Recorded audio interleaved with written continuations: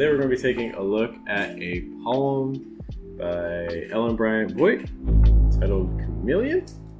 Can I get a volunteer just to read the poem for us? Is anyone brave? I will. Please. Ready? Yeah. Chameleon. Beside myself in Texas, the doctor's asking my beloved to give his pain a number 1 to 10. His answer is always 2. I tell them 8. The holly bush in the yard is putting out new leaves, which makes its resident lizard bright green, also light brown, along its slender spine a plausible twig, except the lining of its mouth is red as it puts away in 3 quick bites some kind of fly. And then at its throat, a rosy, translucent sac swells and subsides, maybe parasitic, pushing its meal forward, or maybe preening for a mate, or maybe residual from the blooming hibiscus shrub, or maybe learned from frogs that also live in a tree. But singing is dangerous if you mean to replicate vegetation. Oh, exquisite creature whose dull cousin back in Vermont, the brown lizard, navigates our doorway by alternating pairs of elbows like oars, determined and clumsy, moving across the gravel and yet moving forward. I see you do not move unless you need to eat. You almost fool the mockingbird nearby in a live oak tree, flinging out another song, which is me, which is me, is me. Thank you so much. Too many is me's. Perfect. Thanks so much for reading. I appreciate that. Mm-hmm. Okay. I do have some questions for us that we're going to be using to explore this poem. My goal is to kind of give you some ideas about questions to ask anytime you're looking at a piece, whether it's this one or any piece in the future. But before we get into that, does anyone just have some initial thoughts, initial reactions about things that stood out to them? Well, I think it has a really good sense of place and also a sense of distracted, which I kind of might be reading into it, but they're in Texas, a lot of health care in Texas. They really come from Vermont, so like, did they go there to get serious health care? And she's like going back and forth about in the hospital room, but also looking out at the lizards and the blah, blah, blah. Got you.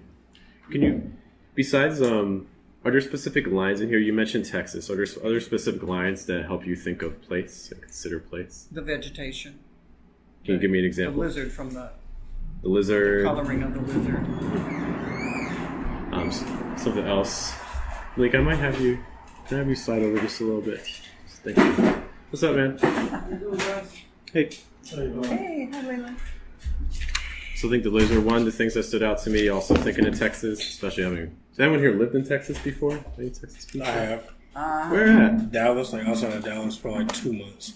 Oh, you got out. Okay, yeah, I was gotcha. in and out. Yeah. I Do didn't. they have lizards?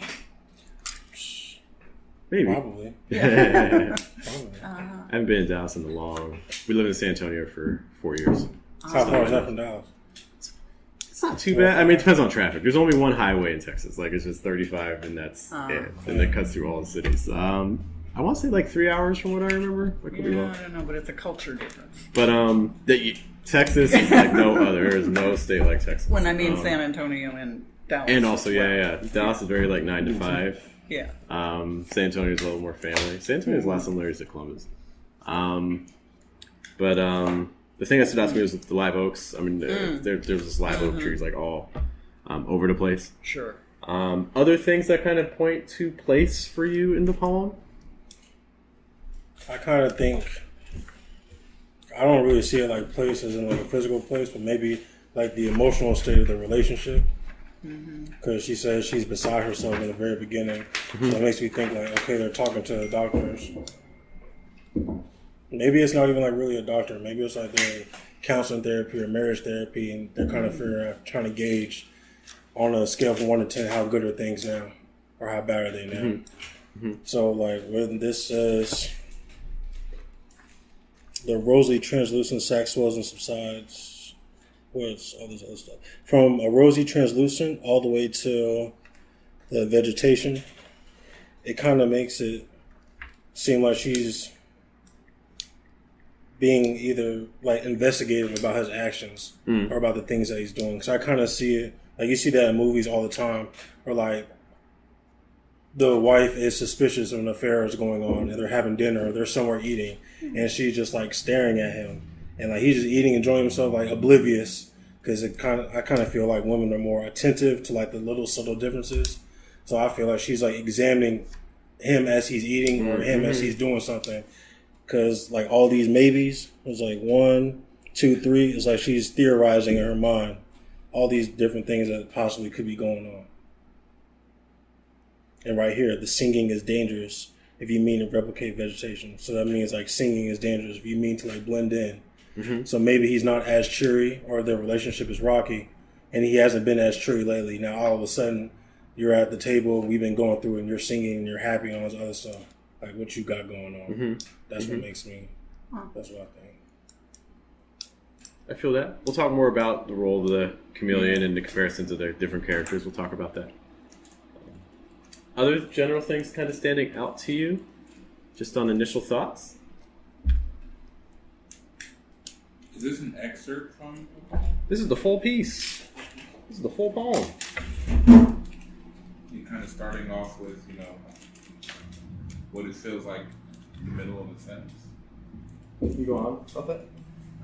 And I think this maybe inform it feels like in the middle of a sentence because it's like, lowercase beside myself in text. You know what I mean? So. Okay, so we can talk about the role of punctuation or lack of punctuation. Granted, this is, I forget, she has a book called Headwaters. I forget if this one is in it or not, but pretty much the whole book is poems without punctuation, and the style is very similar to this. If you like this style, you'll probably like Headwaters. Other things standing out to people.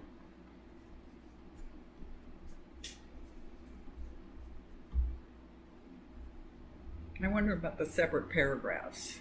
That Okay, there's 2, obviously. for sure. But why? Okay.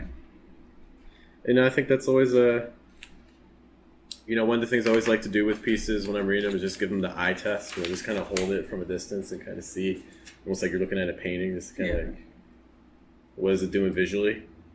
It's not balanced, right? It's how many lines is the first section? 1, 2, 3, 4, 5, 6, 7, 8, 9, 10, 11, 12. And then you got 1, 2, 3, 4, 5, 6, 7.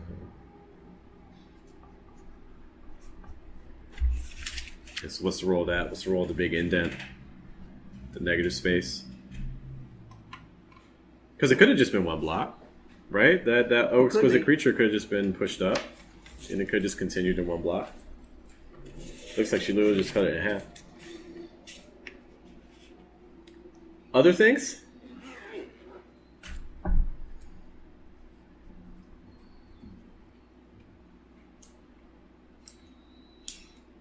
Animals, plants. Yeah? A lot of nature. Okay. Nature image is always good.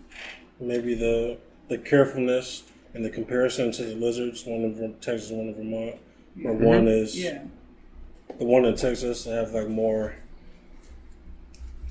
boisterous movements versus the one in Vermont.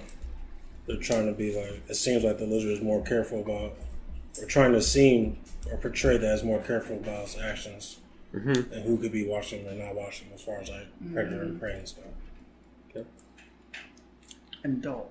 Yeah, dull. All right, let's begin. Let's take a look at the title. Chameleon. When you see the word chameleon, what do you think of? Blending in. Blending in. Disguise. Something that's able to adapt to its environment. Adapting to environment. That song, Karma Chameleon. Karma chameleon. Oh, thank you. Thanks. Will it come and go? Other things that come to mind with the word chameleon? Being observant. Can you speak to that more? I feel like a chameleon's able to see more and understand more of their environment, since they can virtually be undetected in their environment. So you have to observe your environment to then adapt to the environment. Like change. Okay. Naturally change color without having to think about it. I mean, like, Yeah. Okay. What do you think, Chameleon? Do you think more positive, more negative, neutral? Positive. Positive? Why positive? Because it's a defense mechanism to deter your enemies away. So you think it's positive because it's a defense mechanism? Yes. Okay. Having a fence around your house, defense mechanism, that's positive. So it's kind of like a positive thing. I mean, it's defensive, but it's positive because it doesn't hurt anybody, but keeps you away from your enemies. because it's effective. But you have enemies. Everybody has enemies. Okay. Other thoughts about the title?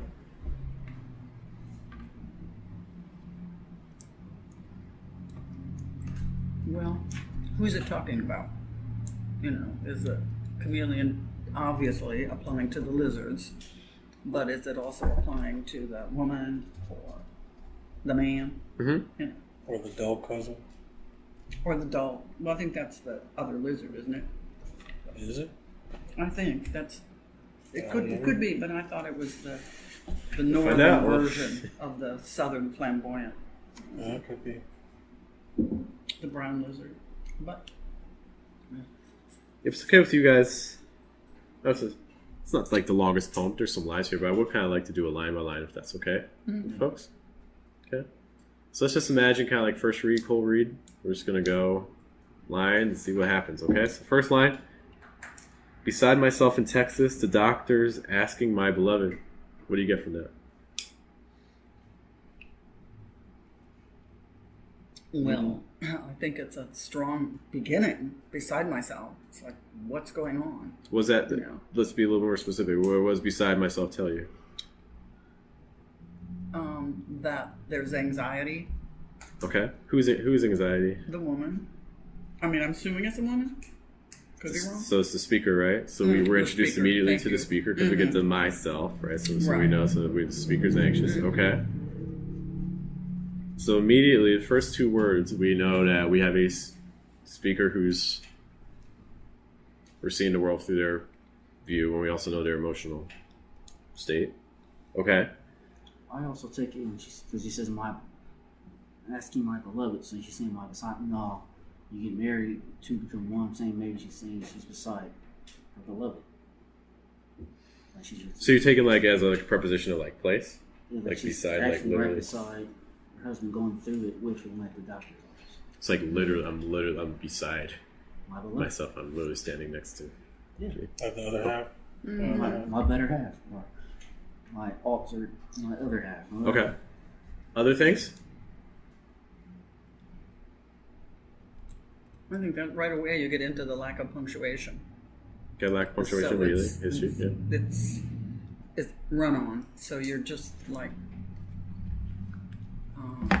there's no pause between beside myself and then in Texas, which is so precise, Okay, so we have location also, right? We're in Texas. and then the Okay. doctors. So you got a scene now.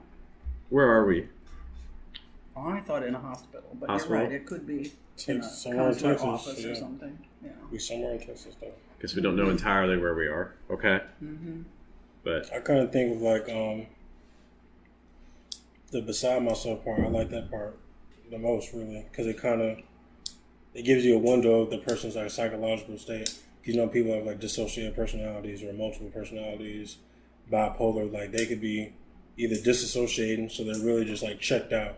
So physically they're there and they're like on autopilot, or they could be having like an out-of-body experience or like a multiple personality where Right. like I can't really deal with this, like or they have trauma response. right. So I'll let my other personality who's adept at dealing with these things, I'll let them do it, and then I'll come back when I'm comfortable to deal with whatever's going on. It's like there's some literal distancing kind of happening. Other things getting from the first line? The doctor asking questions, or whatever they ask. How do you interpret that? What do you get from that? The doctor asking questions. What do you get from that? Doctor asking my beloved. What do you get from that? The doctor's inquiring, or there's a reason for them to be in the doctor's place and be at the doctor's in the first place. Okay. More characters in the story. Yeah. Okay. Anything else you get from that? when I think about like the title chameleon, I'm thinking of something that is so observant that its observation is almost like a muscle, because like it has to observe in order to blend in. Mm-hmm. And I'm thinking about like, we get beside myself, and so typically when I'm hearing that phrase, I'm thinking of somebody who is really in seclusion, but they are like with themselves, which is another way of saying like, okay, I'm by myself. And then in Texas, the doctor is asking my beloved, so I'm already in the mind of, if I think of one doctor, I'm probably thinking like they could possibly be on the phone or somewhere else. But if I'm thinking of doctors, Right. I'm like, you're in a hospital, you're in a doctor. You know what I mean? Mm-hmm. And so I'm thinking like, doctors asking my beloved.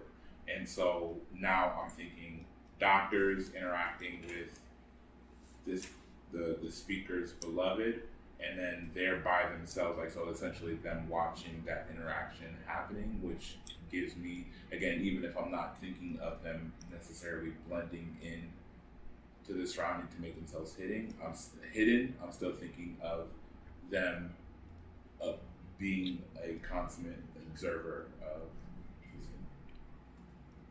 And trying to hide. I mean, maybe, no, I might be reading, but it's like with a chameleon in this opening, it's like, I don't want to be here, I want to. I think one of the things about, even when I think about it, I'm thinking about like the chameleon kind of places themselves in the space, knowing that there's a mechanism that they have to shield themselves. You know what I mean? Like, they could also like fight or flight. They just have like a third, like fight or flight, or just disappear. Mm-hmm. Which I guess in a way is flight, but yeah. I don't know if chameleons do have a fight. What are they gonna? I don't know. They gotta be able to some extent. Maybe. Do you think chameleon's gonna attack you if you attack it? I mean, it has to be able to defend itself if the hiding doesn't work. I think that's plan A and B. I don't. Maybe, I don't know. Maybe. Are chameleons like specific type of lizards, or are certain types of lizards chameleons? I think that's the latter. Well, because not all lizards have the ability to blend in. Not the double brown cousin. A lot of them do. They don't. Yeah. So, yeah. Well, it's like not all tissues are Kleenex. All tissues are not. Kleenex is a tissue, but not all tissues are Kleenex. Yes. Brand name. Yes. So you think? So how did that go? You think all chameleons are lizards, but not all lizards are chameleons? Basically. Is that what you're saying? Yes. Okay. Mm-hmm. Go biology. Yeah. Good. I think the other thing I'll just note that I didn't hear quite yet, I'm always interested in agency and who has control and who doesn't have control in poems. Mm-hmm. And that first line to me really signifies a lot of lack of control. We have a speaker who doesn't have much power here. Like, the only people that really have the power in that first line are the doctors. Parent power. The asking, mm-hmm. Right. And maybe that'll change later in the poem, right? But from the point of view of the speaker, right? Mm-hmm. But even just in terms of the situation itself, even like even that phrase like beside myself, that's almost there's almost like I can't even control my emotions. I may not even want to feel this way, right? But so I see a lot of lack of control, and then I think about chameleons, and I mean, like we mentioned earlier, it's a defense mechanism, their ability to camouflage, which means that you're not in control of your environment. If you're defending yourself, it's reactionary. It's never aggressive. It can never be preemptive. Right? Okay. It's always a response. Which means that we're never completely in control of the situation that we find ourselves in. We're always reacting to it. Maybe because sometimes they blend in because they can attack their prey. The prey won't see them coming, so you want to take it. Potentially, I don't know. I feel like Most of I've heard, and maybe I don't know enough about chameleons. Like, is the reason that they're camouflaging for like catching like flies and stuff, or is it? I mean, Both. the action can have Sometimes several they won't be- Yeah, functions. for sure. Yeah. I guess it just depends. Sometimes because they won't be prey, and sometimes because they can catch prey. Right. Sure. Let's also keep, because there's a lot of lines here. So I'm going to move us forward. There's things just kind of be thinking about. That's to give his pain a number 1 to 10. His answer is always. Things we're getting from that line. So this has happened before. This is a recurring situation. How do you know that? Always. Okay. Good. And he's in pain. Mhm. And it sounds Okay. like no matter what they ask, he's always just gets the same answer. No matter So how do we interpret that? It's a stupid question.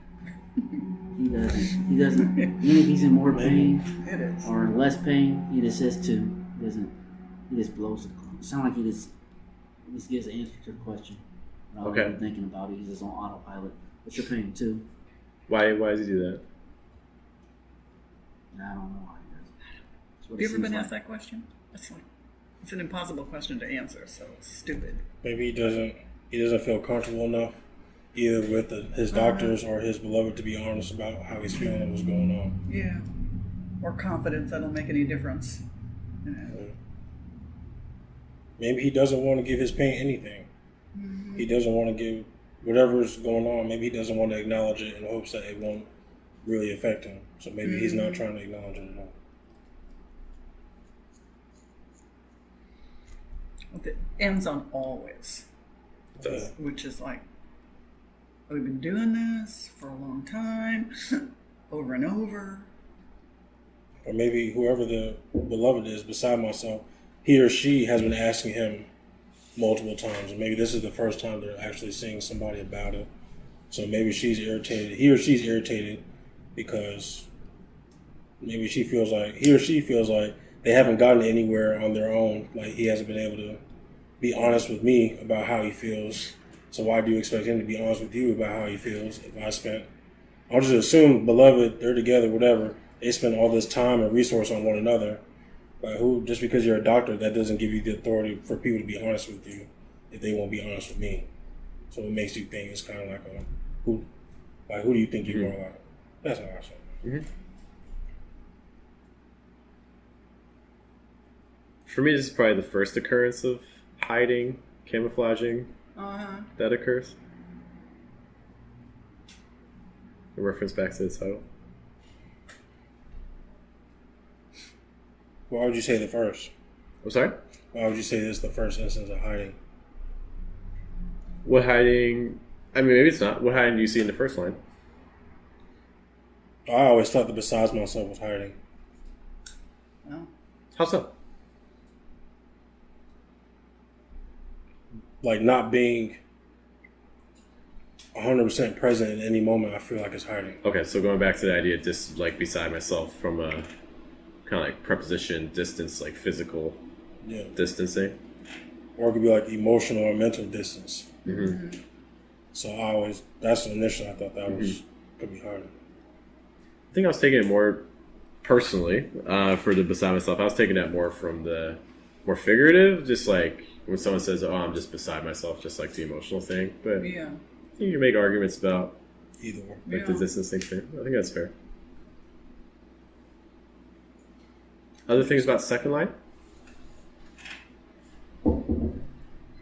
What in the second line made you think it was hiding? Gives his pain a number 1 to 10. His answer is always, if I extend that to 2. Do you believe him? His pain's always 2? No. I don't know much about the guy. I could be wrong.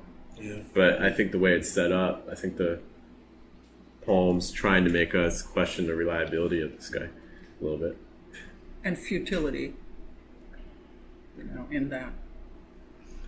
Yeah, he's not going to change. He always says the same thing. Yeah.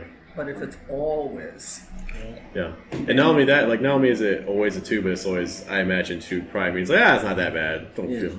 He's like limping across the floor, like it's just a limp, like like that's kind of the vibe I get. Like it's That's why it don't sound believable either, because there's always a 2 means it's manageable while you're at the doctor. exactly. Yeah, I mean, there's a lot of little ironies in there, right? So it's like It's like, come on, dog. Like something is. We're here for a reason. Like half your face is missing or something. Like Well, it's there's that couple dynamic that you talk about. Is that he says this, but she's. Yeah. So that's what makes me think it's hiding. Cool. But then you could even say that. Again, it gets into questions of speaker reliability as well. How much can we trust the speaker? Like his answer is always 2. Do we trust that every single time the answer is 100% always 2? I mean, maybe it is. I don't know. Let's take a look. Third line. 2. I tell them 8. The holly bush in the yard is putting out new leaves. That's like, I don't know. Here we go again. I tell them 8.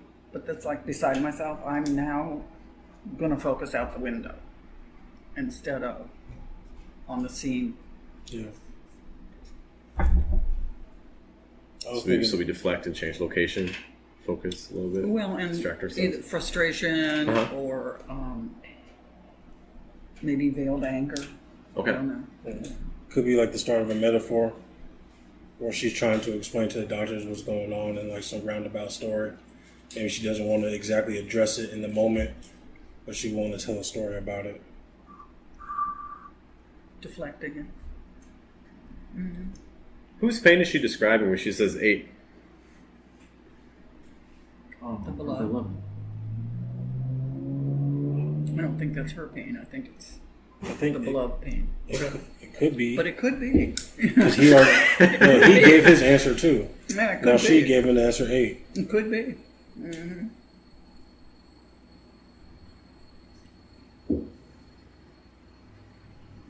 also makes it feel like when you said the holly bush is putting out, almost makes it feel now maybe it's like a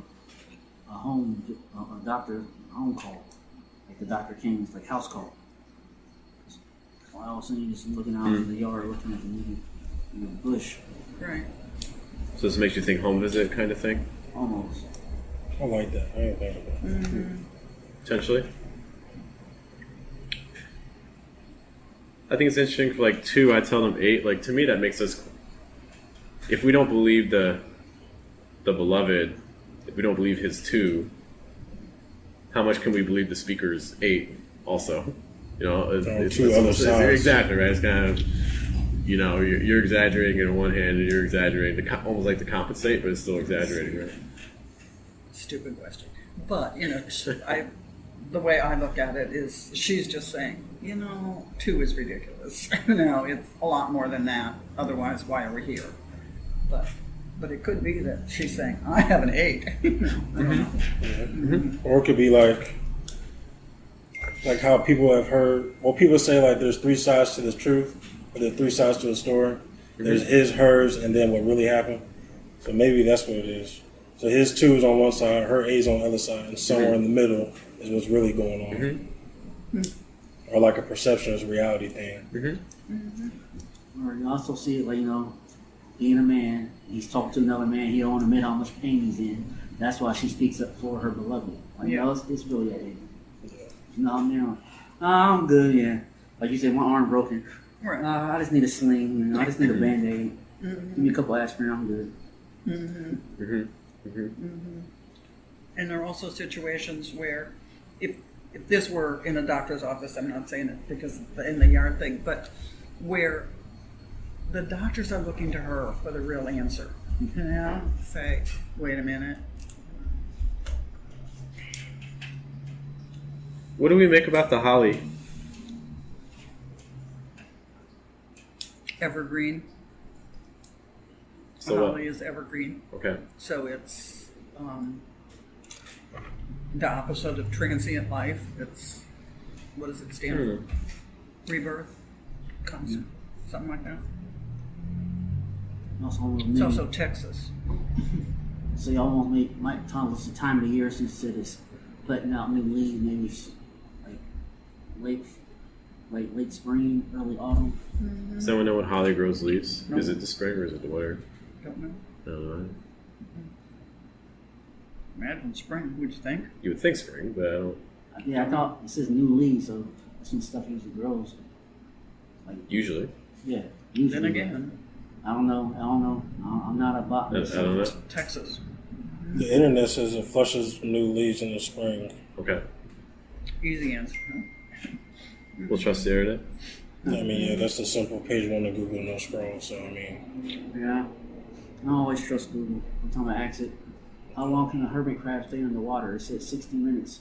Fell asleep 6 hours later. Like, oh, forgot about the hermit crab. It's still in the water, swimming around. So I was like, Google's wrong. Yeah. Take with a grain of salt. the first page of Google, you never know. I mean, while you're looking, can you look up what's the symbol of a holly? Like, what symbol? Symbol of a holly bush. What's a holly bush symbol like? Curious. She could have picked any plant, right? What do you when you guys think of holly? What do you think of? Christmas. Yeah, first. Christmas? Anything else? Rebirth. Rebirth? Isn't that what it is? I think you like the prickly, like it pokes Oh, yeah. you. Like, it's really less sharp. Also like it's defensive. It's a defense mechanism. Yeah, that's what I think of. It says protection or Christmas, fertility, eternal life, hope, foresight, and dreams. So I think So there's unlike like protection this seed, and I see the defensiveness. I think comes through a lot. Yeah. Again, back with the chameleon aspect as well. but it's also the contrast between the pain and the renewal of life. True. I think it also plays with the idea of camouflage as well, because it staying green all year, even in the dormant months where everyone else is losing. Right. Yeah. It's not fall. It's not fall. Yeah. Other things standing out from the third line?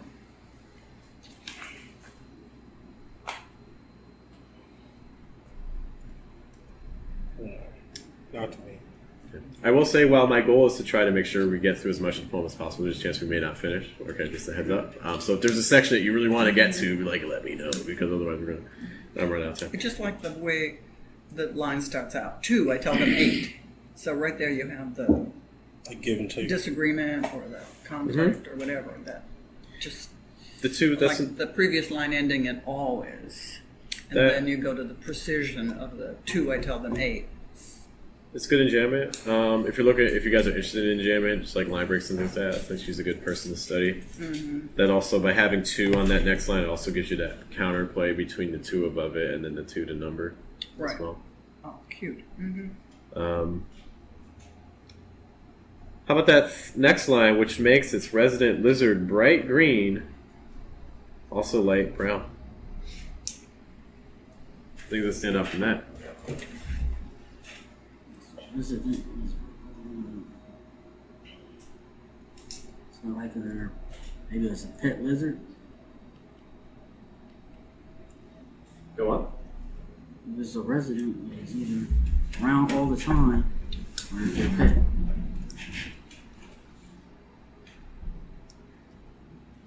How are you getting pet? Tell me more about that. It's just a resident. Yeah, like I said, it also felt like when he said the yard almost felt like a house visit. So if it's a resident lizard, it might be their pet. I could see the it's to me doesn't.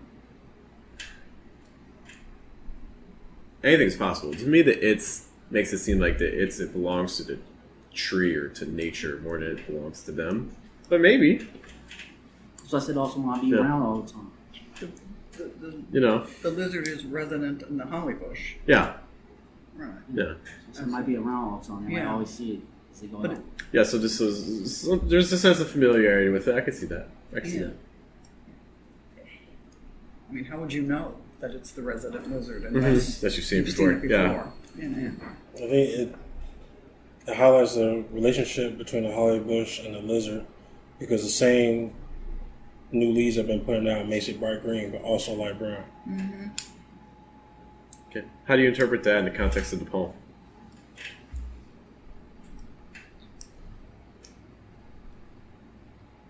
Maybe the chameleon seen this lizard on. Maybe the chameleon has been hunting this lizard or stalking this lizard for however long. Oh, do you think the lizard is not the chameleon?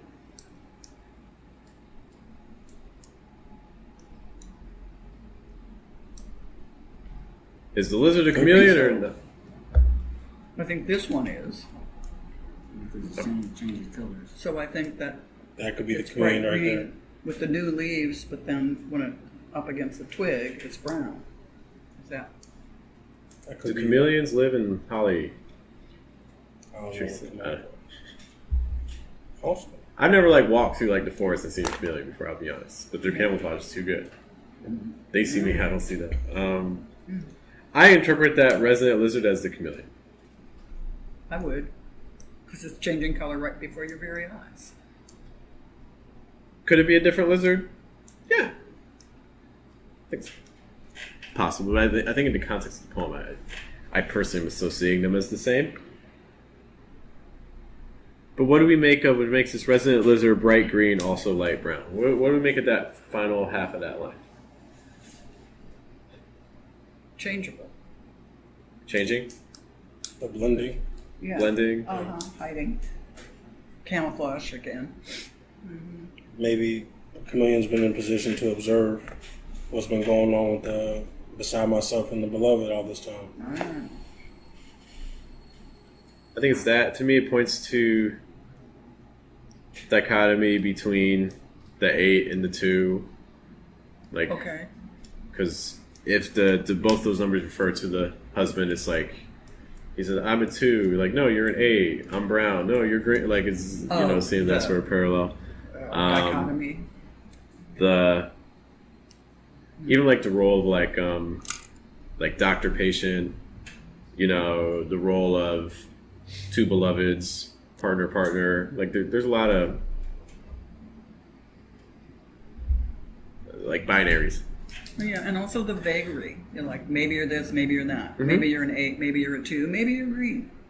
Or you're both. You could be. Or you're both for everything. Maybe you're a The 2 truth and is an 8. somewhere Maybe here. yeah, exactly. Yeah. Other things about that line? I think there's a lot of power in the word resident. I don't know quite what to make of that right now, but it's like in all this changeability or open to interpretation stuff, we have a permanent resident here. Oh, you get permanence from it. Resident itself. Maybe. Maybe. You moved. After 30 some years. All right. Male says this person or current resident. Current. But Okay. it still makes it permanent, kind of. Or current resident. So it means they're permanently there for now. Everything Right. about that statement to me implies impermanence, but sure, Right. we can agree to disagree. Well, you leave, you're there for 10 years and then you leave. So you're a resident for 10 years until you leave. You could be a But resident you- for 2 months. You're a resident. But you leave.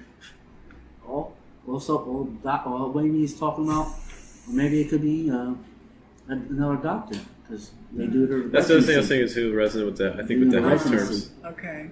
So you think it says where it is, but it doesn't say how long it's been there. Exactly. Well, yeah, because how long is a doctor in a residency? Like a year or something? Yeah. A year of residency. I thought it was longer than that. Yeah. So I said, I don't know. It's like I know.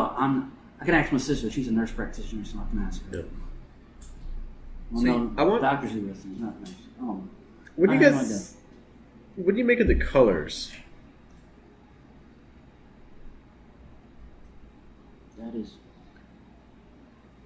somewhere out in nature on something changing. It's like white maybe walking across something that's green. That's why it turned bright green, and as it walks across, it turns brown. Oh. The first lines are colorless, just talking about the scene Mm-hmm. and the numbers and all that. And then suddenly when you look outside, you're inundated with color. Red, green, brown. So the contrast between all the colorful life outside and the scene inside, which is stripped of color, maybe. Yeah, like I think this element of like vibrancy versus muted color, like 8 versus 2, doctor versus patient. Doctor in a position of health, patient in a position of illness. Yeah, dull. You know, the putting out new leaves, like new leaves versus the old leaf. The holly bush has old leaves, but also has the new leaves coming on.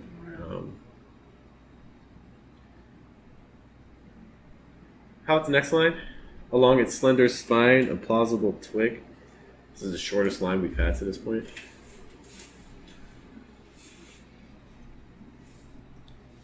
That's part of the camouflage, right? I mean, that looking at the lizard, its spine is Okay. brown so that it might look like a twig.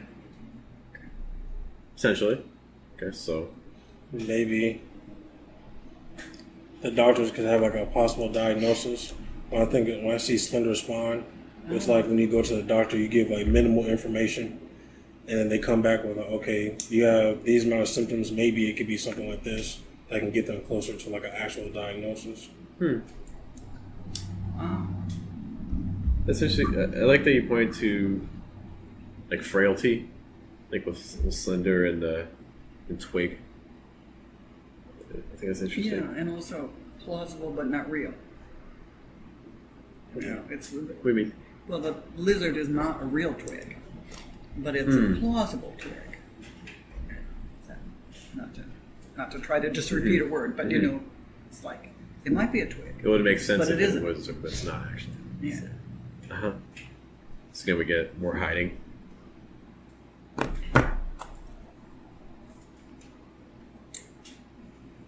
Other thoughts on that line?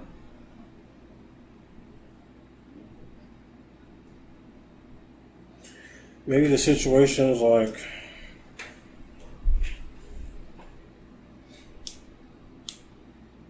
oh, just that line. Yeah, that's probably what I got for that one. That leads to the next one. Except the lining of its mouth is red as it puts away. What's happening here? Lining of the mouth, that kind of sounds like inflammation to me. Because usually, like, your mouth, it's like a pinkish. Your gums like pinkish, tongue is pinkish. So if it's like turning red, that means something's bothering you. I kind of get it as it puts away, maybe it caught a fly and it's putting it away. That's why you see the lining of its mouth. Maybe caught something. What's the difference between eating and putting away? Putting away sounds like gluttony, like gorging. Or puts out of its misery Yeah, that's it. because I'm eating you. But this part, they accept the lining. It suddenly we're into this intense scrutiny of the lizard. You know, really close observation. So it's gone from kind of out the window there. We have a lizard, but now we're really focused down on the details. So it's more of, I don't want to think about this, so let me really observe this.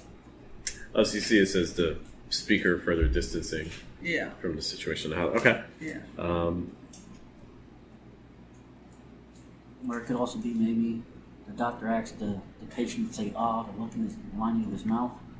He's putting his stethoscope away. Oh, There's that says like kind of like the checkup process and things, right? Which would also make sense. I mean, for me, this is the moment where the whole charade kind of falls apart. The camouflage falls apart. You're no longer the twig. You're no longer the branch. You're the lizard or the chameleon because, you're seen. right? Because your mouth is giving you away. Which is similar to what you're talking about, like at the checkup, how do they often, determine your health?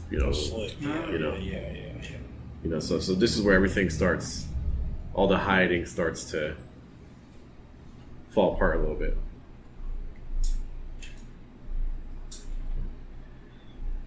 I know we've been working on a line by line. There's a couple general questions that I want us to be thinking about that I want you to take away for your own poems. Let's start off. Actually, let's just take like 2 minutes just to kind of read the rest of the poem, and then I have some questions for you. And I know some of you had some time to read it, but I think it's Good to check it again.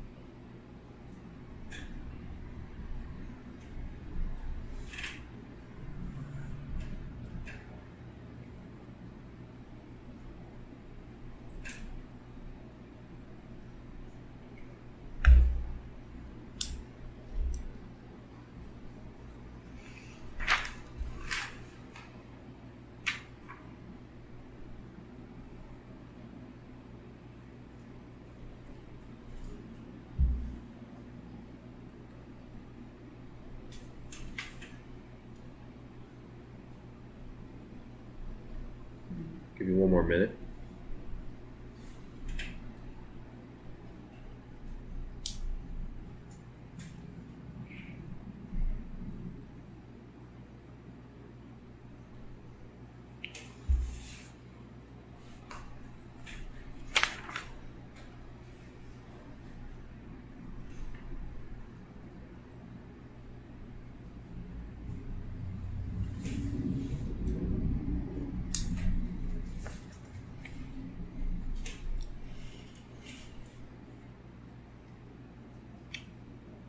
Okay. So the first question I'm going to ask you is, I think, a general fundamental concept of the best poems. It's the turn. Is everyone here familiar with turns, voltas? No. Cool. It's almost like the bridge of a song. Like, it's the moment where everything kind of changes. You know, it could be the speaker changes. It could be something emotionally changes. It's almost the biggest change in a piece. Okay. If you are familiar, have you ever read Shakespeare sonnets? Oh my gosh, Malik, you got homework. you got it. How serious are you about poetry, Malik? I just got my library card not too Okay. long ago. Okay. So like because I've been working on these books that I'm writing. Okay. So like I've been editing and trying to find my voice and tone. Gotcha. So I've been like, I go to the library, I'll check out like 6-7 different books of just random poets. And I'll sit down and I'll just like jot notes, things I like, things I don't like, why I like them, don't like them. I'll take those 7 back and go get another 7. I've just been Gotcha. doing that for a while. You don't gotta read all of them, but It's impressive. at some point, you don't even have to like the guy, but at some point you gotta read Shakespeare. Like, you gotta. He's doing all the things. Read a couple of his sonnets. The place you want to look for in the sonnets for the turn, you want to look right around like line 9. It's gonna be somewhere around line 9. Typically, the turn appears somewhere in the last third of the poem. Typically. And again, it's where the biggest kind of shift happens. When I'm looking at this piece, and feel free to disagree, this is subjective. You know, it's not like there's a set answer for everything, but there's a couple of places where I think Hold you up a can minute think turn. there. Yeah. Hold it. On the turn. Uh-huh. Do you like it because it adds tension? I mean, it does add tension, but it's also where stakes can start becoming a little bit clearer, and we can start to see more implications about what the poem's actually trying to do. It creates movement, which creates tension, yes. Because I think of a turn as it's going in one direction and now it. Yeah, there often Goes in a is different there often direction. is a little shift that occurs, yeah. Back to what you were saying. Yeah. Sorry. So just the kind of in the interest of time, places where I personally kind of see potential turns.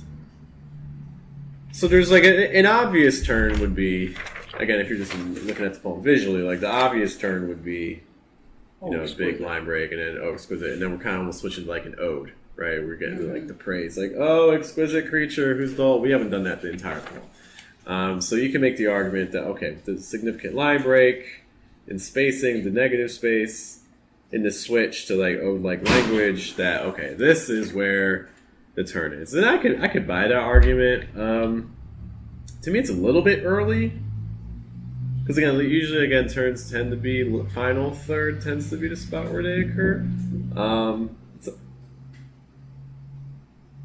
It's a little early for that.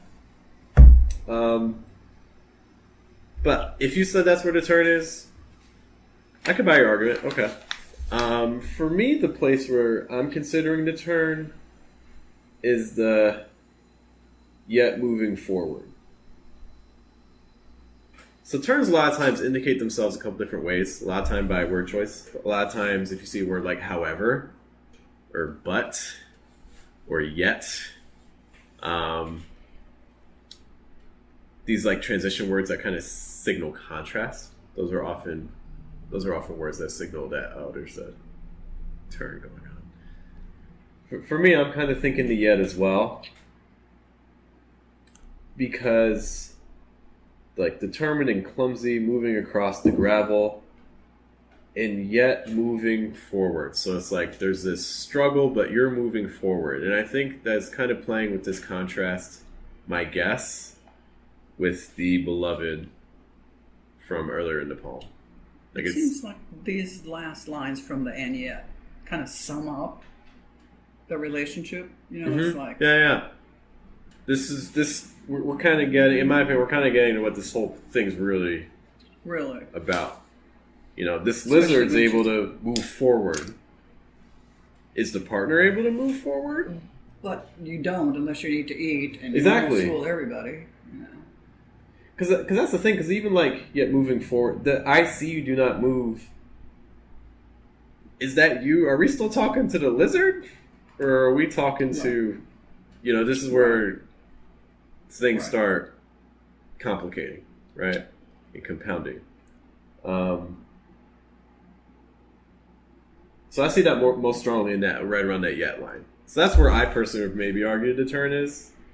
And it can be more than one turn, can't there? I mean, There can be. It goes along up the first part, but then the accept lining of the mouth, that's a shift. Mm-hmm. Anyway. There can be. I think in general, like for instance, I don't know what your guys' goals are. Like your goals are publication. If you're thinking you're tier 1 type journals, like your poetry magazines, Kenyan reviews type of thing, if that's something you're interested in, they're going to be, yes, your poem can have multiple turns, for sure.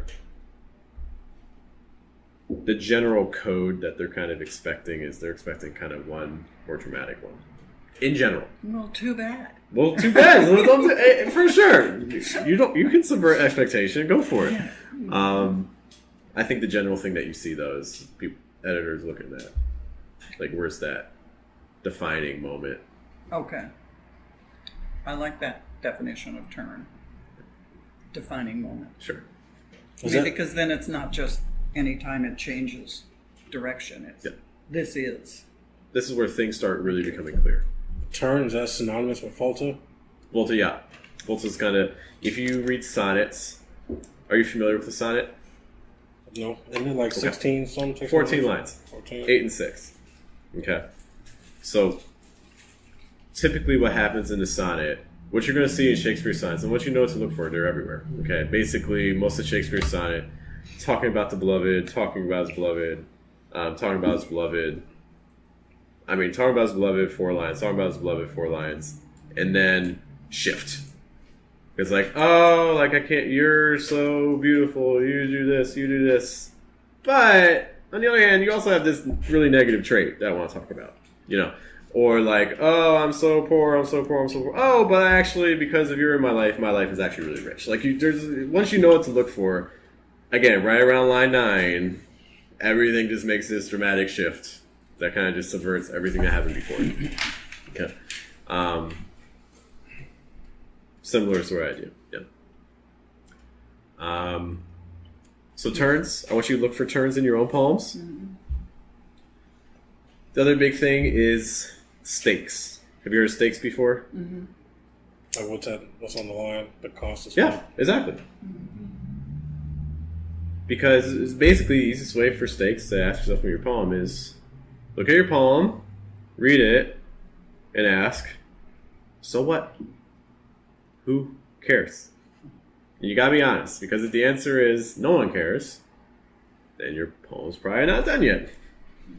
Because it's hard to make people care. But if people don't care, that also means that you're not giving them enough motive. So we got to make things a little clearer for what's the implication, what's at stake oftentimes for the speaker, for the characters, what's happening in the poem. What's at stake for this speaker? The relationship. Or their loved one's life at stake. Mm-hmm. Maybe their life's at stake. Maybe their health. I'm hearing a lot of different things. Let's start with Malik, so we can go back to the whole thing. How is the speaker's life at stake? Or let me rephrase. What about the speaker's life is at stake? What about the speaker's life at stake?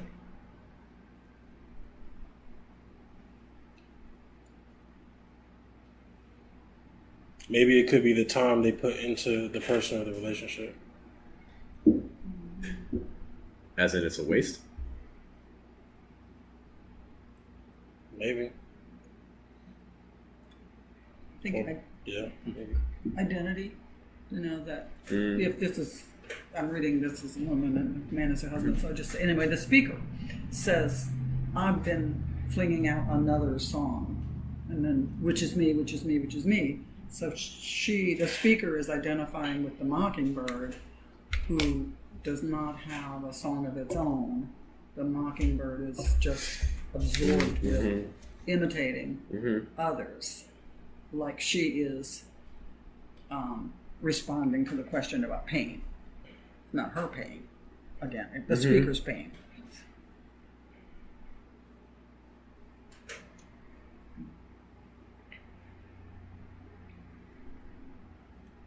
Do you get the feeling she cares more about the beloved than the beloved cares about the beloved? And that's kind of hard to say, because if you're sick, you don't. It's not a question. Maybe she doesn't care about the beloved as much as she cares about being acknowledged that she does care about the beloved. Like, it's not Like about the idea of the relationship almost. like, it's not about you right now. It's about you acknowledging how much I care about you, and how much I've done for you, how much I put into this.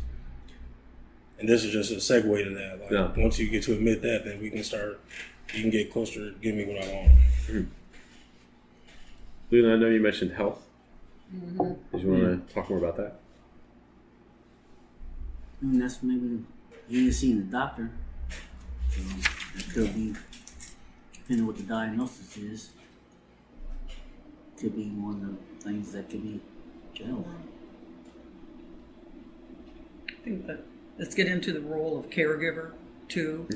Where she feels she needs to correct the record about the pain level again, the speaker, and then in the end, there's this sense of I am. My own identity is not apparent because I'm just a mockingbird. No, I think the identity argument is probably the big. If we were going to explore this more on stakes, it's probably the angle I'd want to investigate more. That's a big one. I mean, if you just think of people, like how you identify is a story you tell yourself about yourself, and that determines all the actions that you do. How many things don't you do because you tell yourself you're a good person? So many things. But then how are you even defining a good person? Right. So I think if you're thinking about stakes for your own poem, I think identity is always a big one. It's a common one. See a lot.